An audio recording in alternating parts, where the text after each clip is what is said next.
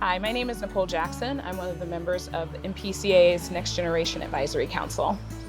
Hi everyone, my name is Garcia and I'm also one of NPCA's Next Generation Advisory Council member.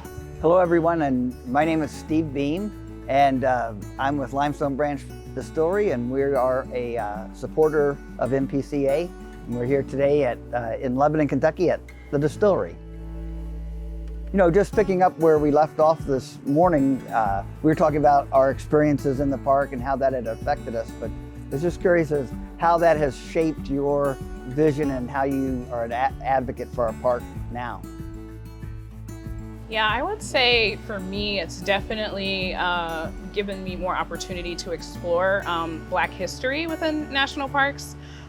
So last year, I created Black in National Parks Week to help promote the stories of Black history within national parks, but also hearing more of the stories of everyday Black people, seeing how they can tie their own stories into those experiences and feel like they have something connecting to those places through being themselves, but also exploring new opportunities and new ways to enjoy the national parks. And I think once I got it started, it was kind of, and it still very much is, me learning a lot about the different histories within different parks.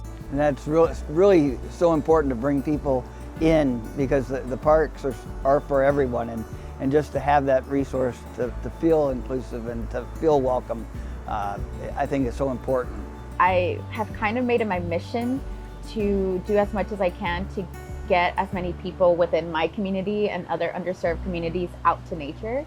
I've been involved with various organizations where I've been able to lead groups of up to 300 people on full moon hikes that were just honestly life-changing and amazing to see that much engagement at a park and seeing how interested young adults are for these, for national parks and getting their respective communities out, I think was amazing to see, and to actually feel like a young person's perspective, a young person's opinions and thoughts are important and can help change the way national parks are looked at as a whole and make these spaces a lot more welcoming to Black and Indigenous communities alike as well. And you know, not everything is perfect and there is so much work to still be done, but now it's like you need to be on the ground and doing the work, you know, beyond just like conversations, but actually taking action. Yeah. I think that's what's like really needed. And I think that's where I feel like, Nicole, you've taken action, and you started Blackbirders Week, Yes, right, yes, as well. Helped co-organize that, and that happened right before I created Black in National Parks Week. For that, specific reason is to elevate more of those voices and stories.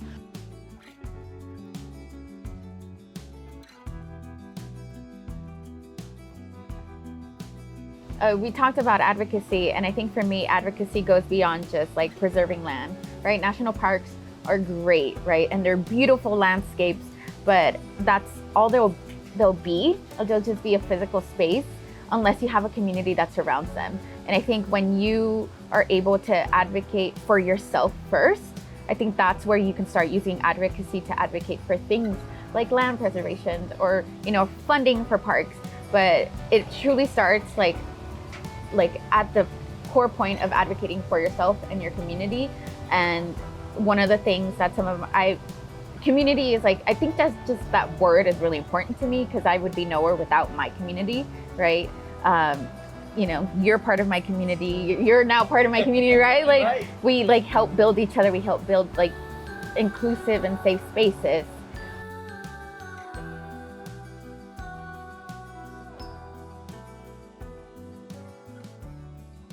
Just like starting out young, I have said many times, my parents took me out to national parks, be it Mammoth Cave or the Great Smoky Mountains or national monuments in Washington, D.C., and those memories stick with you for a lifetime, and you build on that. And then, everybody advocates maybe in their own way, but they realize the value of the national parks. And I think what you guys are doing with communities is fantastic. It really is.